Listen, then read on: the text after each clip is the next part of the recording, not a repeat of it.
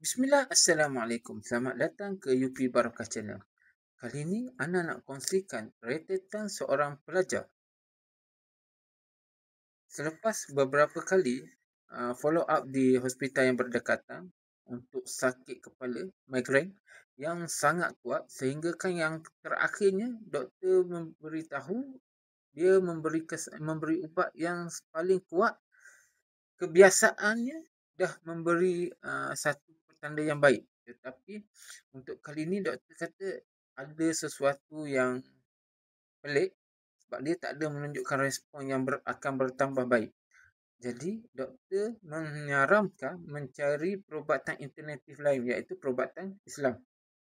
Jadi ayahnya dapat menelefon Ana untuk ikhtiar selepas balik pada hospital malam tu, terus telefon Ana untuk dapatkan rawatan anaknya.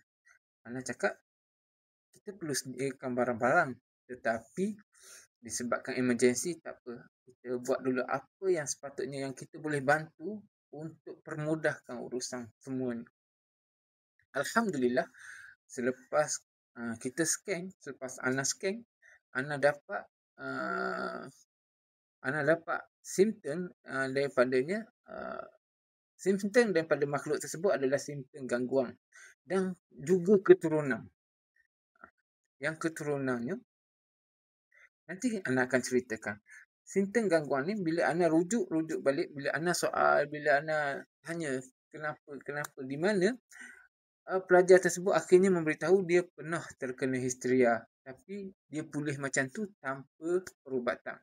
Jadi dekat sini, apa yang menguasai sakit kepala itu adalah daripada makhluk tersebut. Jadi selepas Ana ruqyah, Ana dapati yang memberi kesan yang besar tu adalah ibunya. Dan Ana mendapati saka keturunan juga ada. Jadi Ana terpaksa meruqyah kedua-duanya untuk dapatkan satu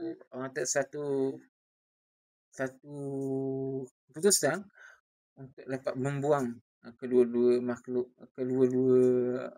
makhluk yang berada dalam dua beranak ni.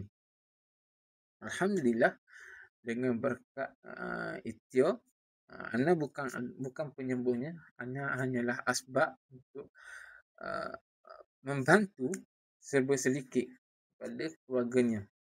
Alhamdulillah, untuk ini adalah untuk kali pertama Ana pergi tanpa persediaan. Ana gunakan apa yang Ana ada, maknanya barang-barang apa yang Ana ada untuk Ana bahagikan padanya dulu. Jadi sebelum kita buat rawatan susulan untuk kita cek balik. Syukur Alhamdulillah, walaupun serba sedikit dapat membantu keluarga dalam keadaan kecemasan sebegini. InsyaAllah kita nanti Ana kongsikan untuk rawatan susulan dan rawatan seterusnya kepada semua. Mudah-mudahan perkongsian ini memberi manfaat kepada semua. Sebab apa Ana kata manfaat? Kadang-kadang kita nampak simptom tu adalah simptom yang biasa. Itu sakit kepala, sakit belakang, kan? Tetapi disebabkan makhluk-makhluk tersebut pandai memain peranan, jadi kita kena pandang, kita kena mencuba alternatif lain untuk berusaha menggunakan ayat-ayat. Kita kena balik kepada kalam-kalam Allah Subhanahu Wa Taala. InsyaAllah, mudah-mudahan perkongsian ini memberi manfaat. Assalamualaikum, jazakallahu khairan. Ikhtiar dengan ilmu, sembuh dengan izin Allah.